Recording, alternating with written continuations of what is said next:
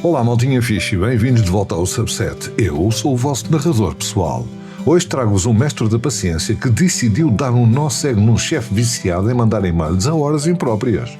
Depois temos uma veterana de armazém que se julgava a dona daquilo tudo, mas que acabou a fazer uma caminhada forçada à procura do seu trono perdido. E para fechar com chave de ouro, um senhor de idade que achava que o portão alheio era o seu parque privativo e acabou encurralado na própria teimosia. Preparem-se para um fartote que estas histórias são de bradar aos céus.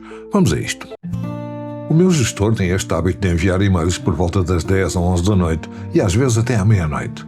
Eram coisas banais, nada de emergências, apenas assuntos que podiam perfeitamente esperar pela manhã seguinte. No entanto, havia sempre aquela expectativa implícita, a ideia de que já tivéssemos visto a mensagem e estivéssemos a par de tudo logo na reunião matinal da equipa.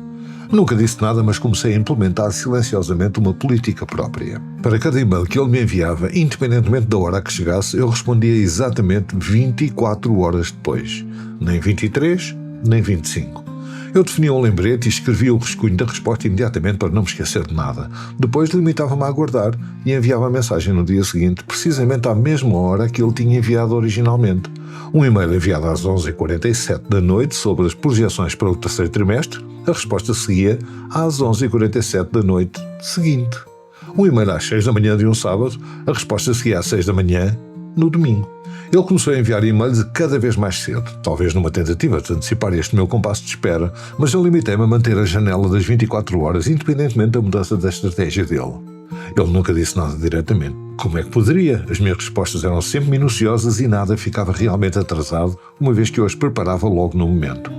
Já passaram 4 meses. Agora ele envia quase tudo antes do meio-dia. Considero isto um sucesso absoluto, tanto a nível pessoal como profissional. Bem, esta jogada das 24 horas foi um golpe de gênio, não acham? É que se chama dar a volta ao texto com muita classe e sem perder a razão. Mas olhem que a próxima não fica nada atrás. É que aturar chefes autoritários já é mau, mas lidar com colegas que se acham donos do mobiliário, isto já é outro nível de lata. Ora, ouçam esta pérola. Há uma mulher no meu trabalho de quem eu não gosto. Por uma série de razões que não são relevantes agora, a não ser pelo facto de ela trabalhar já lá há tanto tempo que se julga dona daquilo. Vamos chamar-lhe Carla. Trabalhamos no armazém, por isso existem poucas cadeiras e quase ninguém as usa para trabalhar. Como seria de esperar, a Carla é uma dessas pessoas. No entanto, os colegas de outros turnos andam sempre a mudar as cadeiras de sítio. Todos os dias a cadeira acaba por aparecer na minha zona de trabalho e ela tem de vir buscá-la. Certo dia cheguei 50 minutos antes do meu turno. Ainda não tinha tido a oportunidade de comer, por isso levei um bolo para devorar. Sentei-me na cadeira da Carla para o comer, já que ela estava estacionada na minha zona. A meio do meu lanche, a Carla aparece. Eu disse-lhe que levava a cadeira assim que terminasse, até porque ainda faltavam 40 minutos para o turno começar. Ela continuou a discutir comigo, tentou intimidar-me para lhe dar a cadeira e finalmente disse que só queria lá pôr o casaco. Acabei por deixar, mas o meu bom humor desapareceu e fiquei furioso. Por isso não lhe levei cadeira nenhuma, limitei-me a empurrá-la para fora da minha zona e obriguei a vir buscá-la.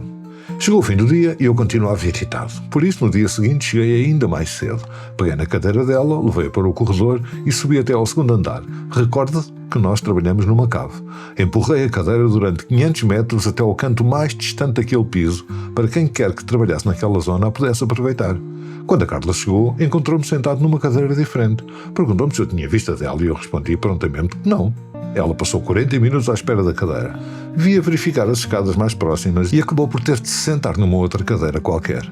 Ela sabe perfeitamente que fui eu, mas não o consegue provar. Espero que nunca a encontre, mas se a encontrar vou deixá-la ficar com ela por uns tempos antes de repetir o processo.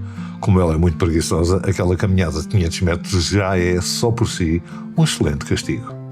500 metros. Aquela Carla deve ter ficado a bufar como uma locomotiva. É preciso ter uma paciência de chinês para levar a cadeira àquele passeio, mas a vingança deve ter sabido a pato. E por falar em gente que se acha acima da lei, a nossa última história traz-nos um daqueles cromos que pensa que as regras só se aplicam aos outros. O problema é quando o feitiço se vira contra o feiticeiro e o portão se fecha mesmo à frente do nariz. Não tenho a certeza se isto é uma pequena vingança ou um cumprimento malicioso de ordens, mas acho que a história encaixa bem aqui. Há uns anos eu vivia por cima de uma farmácia. Ao lado do estabelecimento existiam 4 lugares de estacionamento e um portão, que dava acesso ao nosso pátio privado, onde eu tinha a minha garagem. Naquela zona havia outros 3 parques de estacionamento com pelo menos 80 lugares disponíveis. Mesmo assim, ao voltar do trabalho, encontrava sempre um carro estacionado em frente ao meu portão, apenas por ser o mais perto da farmácia. Durante o dia o portão estava sempre aberto. É que a farmácia tinha lá o seu armazém e, para não terem de abrir e fechar constantemente, os funcionários bloqueavam a fotocélula com um pedaço de madeira. Um dia cheguei e o acesso estava, por sorte, livre, mas o condutor que ia à minha frente, um senhor com cerca de 75 anos, virou para o portão para estacionar lá dentro. Comecei a buzinar para indicar que saísse, mas ele limitou-se a deixar o carro ali. Disse-me que aquele espaço pertencia à farmácia e que ia apenas fazer umas compras e que tinha encontrado o lugar primeiro que eu. Rematou ainda que se eu não quisesse que as pessoas estacionassem lá dentro, devia fechar o portão. Escusado estar a dizer que lhe expliquei as razões pelas quais ele estava errado, mas ele simplesmente ignorou-me e foi-se embora. Foi então que notei um detalhe. O carro dele não estava a obstruir a fotocélula. Então o que é que eu fiz? Dei um toque acidental na madeira para deixar o portão fechar-se com o carro dele lá dentro. Estacionei o meu carro num dos lugares públicos ali à volta e fui para casa, a pé, para tomar um banho.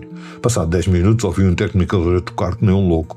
Vesti-me e em 5 minutos estava lá embaixo. O homem estava furioso, gritava que tinha chamado a polícia e que eu ia ter problemas sérios porque tinha roubado o carro. Ele estava fora de si a queixar-se a toda a gente que saía da farmácia. Assim que me viu, começou a insultar-me de todas as formas possíveis. Pedi-lhe para se acalmar, disse que ele não tinha razão e expliquei que eu estava no banho. Mas ele não quis saber e exigiu que eu ficasse ali à espera da polícia.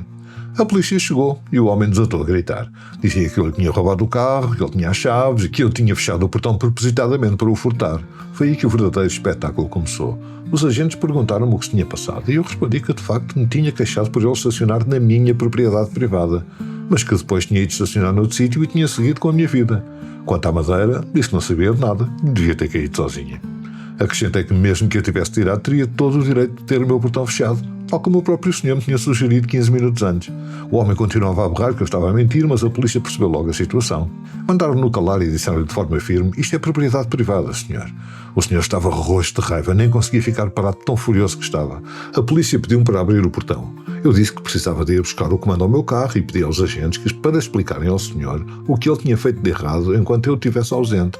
Confessei que estava com um bocadinho de medo dele. Demorei o meu tempo a chegar ao carro para permitir que a polícia desse uma lição ao homem. Quando voltei, ele estava de cabeça baixa. Tinha o ar de quem tinha levado uma reprimenda valente. Abriu o portão, a polícia obrigou a pedir-me desculpa e mandou-o seguir caminho. Não houve multas nem queixas. Os agentes apenas o avisaram que ele podia ser acusado de dar um falso alarme à autoridade, mas que não o fariam desde que ele nunca mais estacionasse ali. Nunca mais vi aquele homem e durante um bom tempo ninguém voltou a estacionar em frente ao meu portão. E pronto, maltinha, por hoje é tudo. Digam-me lá se estas almas não têm uma criatividade incrível para dar um corretivo a quem merece. Eu cá fiquei deliciado com esse senhor da farmácia ter pedido desculpa com o rabo entre as pernas. E por aí já tiveram algum vizinho ou colega de trabalho que vos fizesse perder a estribeira ao ponto de planearem uma destas? Contem tudo aí nos comentários que eu quero saber dessas peripécias. Se gostaram do vídeo, deem aí um pontapé no botão do gosto, partilhem com os vossos amigos e não se esqueçam de subscrever aqui o Subset para não perderem as próximas histórias. Fiquem bem, abreijos!